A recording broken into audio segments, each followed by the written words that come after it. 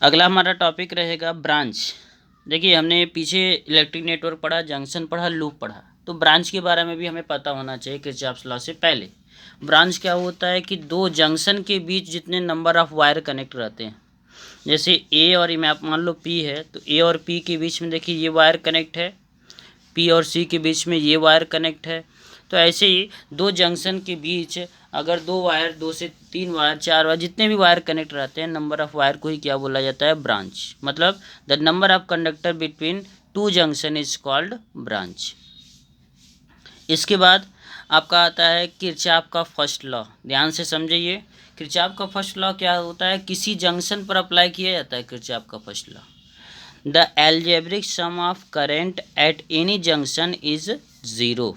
मतलब algebraic sum का मतलब समझ रहे हैं ना, जैसे एक पॉइंट यहाँ पे है, इस पॉइंट पर करंट ऐसे आ रहा है 2 एम्पियर, और यहाँ से ऐसे करंट जा रहा है 1 एम्पियर, और यहाँ से करंट जा रहा है, तो अगर ये 2 एम्पियर का आया है इस जंक्शन पर, तो 2 एम्पियर का जाए भी, तो अगर ये 2 एम्पियर है तो ये 1 एम्पियर, चूँकि 1 और 1 कितना हो जाएगा, 2। हमेशा किसी जंक्शन पर जो एल्जेब्रिक सम होता है करंट का, वो हमेशा क्या होता है, ज़ीरो। तो हम ये मान के चलेंगे कि जो आपका जंक्शन की तरफ करंट आ रहा है वो आपका पॉजिटिव है, और जंक्शन से दूर जो करंट जाता है वो आपका क्या है, नेगेटिव है। हम ये भी बोल सकते हैं the sum of current entering a junction is equal to the sum of current leaving at the junction.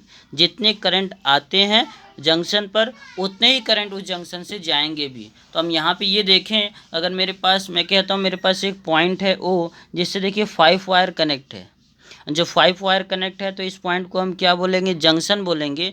और इस पॉइंट पर देखिए एक करंट ये आ रहा है I1, एक करंट ये आ रहा है I2, लेकिन जा कौन रहा है, I3, I4 एंड I5। तो जो करंट जंक्शन की तरफ आता है उसको पॉजिटिव बोला जाता है, जो करंट जंक्शन से दूर जाता है उसे क्या हो जाता है, बोला जाता है नेगेटिव। और किरचॉफ का लॉ कहता है कि sigma I equal to zero, मतलब net current, total current at any junction is always equal to zero. तो मैं बोल सकता हूँ सबका सम कितना होगा, ज़ीरो होगा। लेकिन ये याद रखें, जो आ रहा है उसको पॉजिटिव, जो जाएगा उसको नेगेटिव लिखेंगे। तो हम ये कह सकते हैं कि सबको ऐड करना है, मतलब I1 प्लस I2, लेकिन चूंकि ये तीनों जा रहे थे इसलिए -I3 -I4 -I5 equal to zero. तीनों माइनस से उस साइड जाएंगे तो प्लस हो जाएंगे, तो फार्मूला बन जाएगा I1 plus I2 is equal to I3 plus I4 plus I5।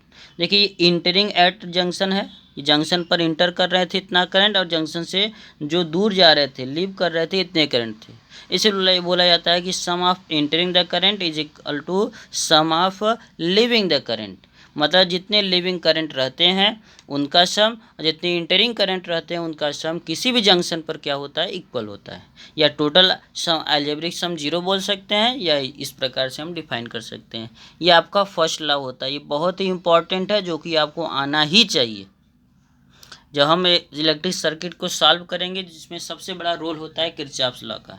Kirchhoff's law के जो फर्स्ट लॉ होता है उसको तो फर्स्ट लॉ भी बोलते हैं, उसके साथ साथ उसको जंक्शन रूल भी बोला जाता है, क्योंकि ये जंक्शन पर अप्लाई किया जाता है इसलिए जंक्शन रूल बोलते हैं।